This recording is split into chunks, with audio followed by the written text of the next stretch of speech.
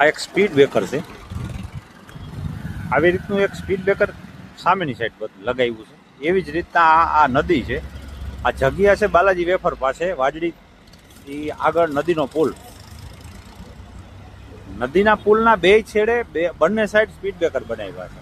આ છે ભૂતિયા speed breaker, એટલે કે ભૂતિયા કેને કહેવાય, જે દેખાતું ન હોય, અહેસાસ થાય એ જગ્યા છે. બંને સાઈડ લગાવેલો છે આવા સ્પીડ બ્રેકર. અહીંયા એક સ્પીડ બ્રેકર બનાવેલું છે, આ તમે જુઓ. એક આ સામેની સાઈડ આ જગ્યાએ જ્યાં બસ હાલે છે ત્યાં બનાવેલું છે. એવા સ્પીડ બ્રેકર આ નદીના ઓલા કાંઠે બે સાઈડ બનાવેલા છે, જેથી કરીને આ નદીની પટની અંદર નદીના કાંઠાની બે સાઈડ અવર જવર વધારે રહેતી વાહનના, જેના હિસાબે એ સ્પીડ બ્રેકર બનાવ્યા છે.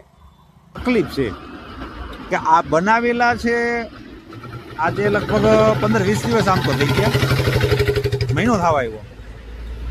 આ સ્પીડ બ્રેકર બનાવીને પછી જનરલી આ મોટો રોડ છે, આની અંદર હજારો વાહન નીકળતા હોય. તમે જો વાહનનો ઘસારો કેટલો.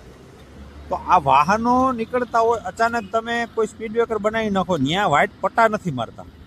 એટલા દિવસ હોય ત્યારે તો કદાચ ચમકે, પણ આ કાલાવાડ રોડ છે, રાજકોટનો કાલાવાડ રોડ, ઝાઝા વાહનો નીકળતા હોય. ત્યાં એક પ્રશ્ન એવો ઉભો થાય કે રાતના તમે નજીક આવો ને ત્યારે આ સ્પીડ બ્રેકર દેખાય. હવે આ નેટોડા જીઆઈડીસીથી વાહન નીકળતું હોય અને સતત વાહનનો ઘસારો જાજો હોય, સ્પીડમાં હોય, તો ખબર જ ના પડે, કારણ કે આની અંદર વ્હાઇટ પટ્ટા નથી મારેલા. આ સ્પીડ બ્રેકર તમે જોવો ને, સ્પીડ બ્રેકર ઉલાર્યા કરે, તો વ્હાઇટ પટ્ટા નથી મારેલા. હવે વ્હાઇટ પટ્ટા ન માર્યા એટલે લોકોને ખબર જ ન પડે કે આ સ્પીડ બ્રેકર છે. જેવા આવ્યા એવા ગાડી ઉલાડે. ગઈકાલે 2-3 ગાડીઓ મેં મારી નજરની સામે જોઈ, એટલે આજે મને એમ થયું કે આ તંત્ર કોકને મારી નાખવા, કોકને પતાવી દેવા અથવા કોકની પથારી ફેરવવા ઊભું થયું છે. એને ટ્રાફિક સમસ્યાની ખબર છે, ટ્રાફિક અહીં થાય છે, પણ એને એ નથી ખબર કે નિયમ મુજબ હાલવું જોઈએ.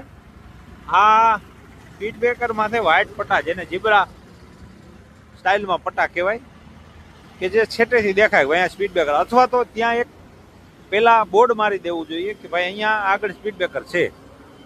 બોર્ડ ન મારે અને આવી રીતના જો હું તમને દેખાડું એવા પટ્ટા મારી દઈએ, જે નિયમ છે, તો પણ હાલે.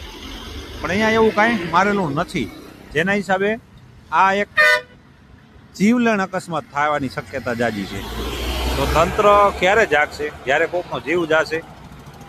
આવી બાબતો, નાની નાની બાબતોથી લોકોનો જીવ બચતો હોય તો બચાવવો જોઈએ, પણ તંત્રને આ નથી યાદ આવતું અને નથી ખબર પડતી. એટલે હવે તમે રામ ભરોસે, એમ કહી શકાય કે જનતા રામ ભરોસે.